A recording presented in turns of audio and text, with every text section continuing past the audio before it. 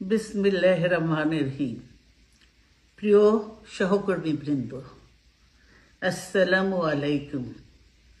আজ দীর্ঘ 6 বৎসর পর আপনারা আবার একসাথে ফ্যাসিস্ট মুক্ত বাংলাদেশে একত্রিত হতে পেরেছেন। সেজন্য আল্লাহর কাছে হাজার শুকরিয়া আদায় করছি। দীর্ঘ ফ্যাসিবাদী বিরোধী সংগ্রামে যারা শহীদ হয়েছেন এবং সম্প্রতি জুলাই আগস্টের ফ্যাসিবাদী শাসকদের নির্মম ভয়াবহ দমন নীতির কারণে গণহত্যায় যারা শহীদ হয়েছেন তাদের প্রতি আমি শ্রদ্ধা জানাচ্ছি। যারা আহত হয়েছেন তাদের প্রতি জানাচ্ছি আন্তরিক সমবেদনা। আমি চিকিৎসার কারণে যুক্তরাজ্যে অবস্থান করলেও আমি সব সময় আপনাদের পাশেই আছি। দীর্ঘ 15 বছর গণতন্ত্রের জন্য, আমার মুক্তির জন্য আপনারা যে নিরন্তর সংগ্রাম করেছেন এবং আমাদের অসংখ্য সহকর্মী প্রাণ দিয়েছেন, জুলুম নির্যাতনের শিকার হয়েছেন এবং প্রায় 1.25 লক্ষ মিথ্যা মামলায় জর্জরিত হয়েছে, এখন আদালতের বারান্দায় ন্যায় বিচারের জন্য ঘুরে বেড়াচ্ছেন। আপনাদের এ ত্যাগ শুধু দল নয়, জাতি চিরকাল স্মরণ রাখবে। দেশ আজ এক সংকটময় সময় অতিক্রম করছে।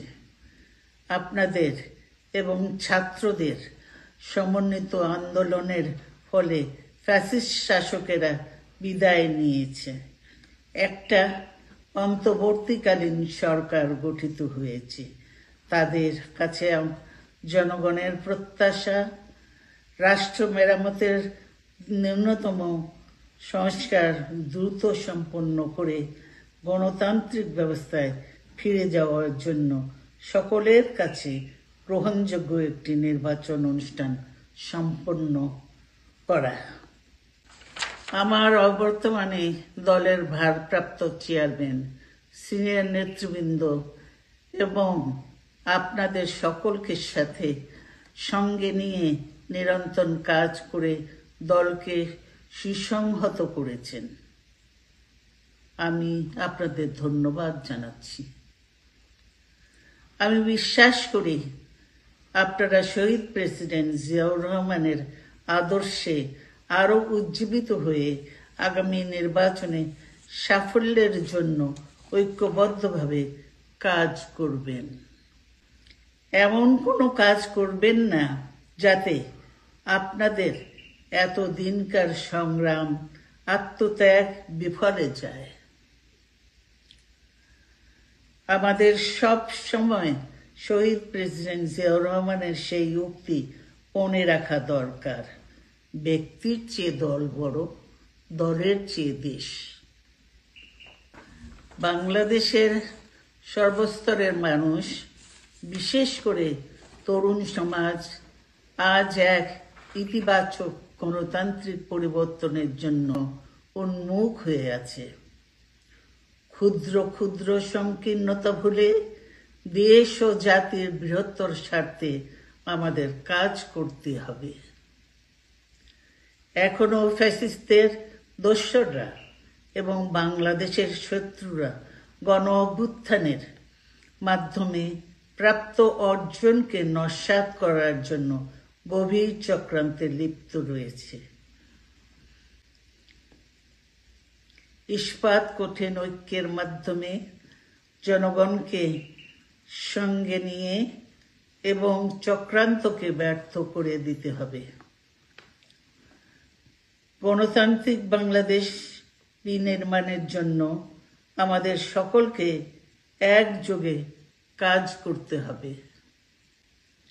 আসুন আমরা আগামী দিনগুলোতে শহীদ জিয়াউর রহমানের স্বপ্নের আধুনিক, সমৃদ্ধ ও গণতান্ত্রিক বাংলাদেশ বিনির্মাণের জন্য আমাদের সর্বশক্তি নিয়োগ করি এবং এত ত্যাগের বিনিময়ে প্রাপ্ত এই অর্জনকে সুসংগত এবং ঐক্যকে আরো বেগবান করি।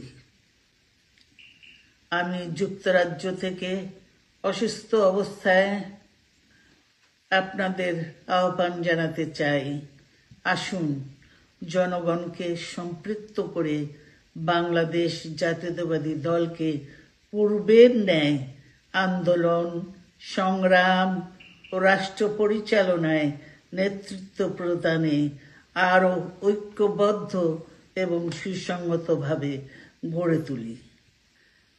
আপনাদের মাধ্যমে ছাত্র, যুবক সহ দেশবাসীর কাছে আহ্বান রাখতে চাই, আসুন প্রতিহিংসা, প্রতিশোধ নয়, পারস্পরিক ভালোবাসা ও ভ্রাতৃত্বের মাধ্যমে আমরা সকলে মিলে আমাদের প্রিয় মাতৃভূমিকে, বাংলাদেশকে সত্যিকার অর্থেই একটি বাসযোগ্য, উন্নত ও গণতান্ত্রিক রাষ্ট্রে পরিণত করি।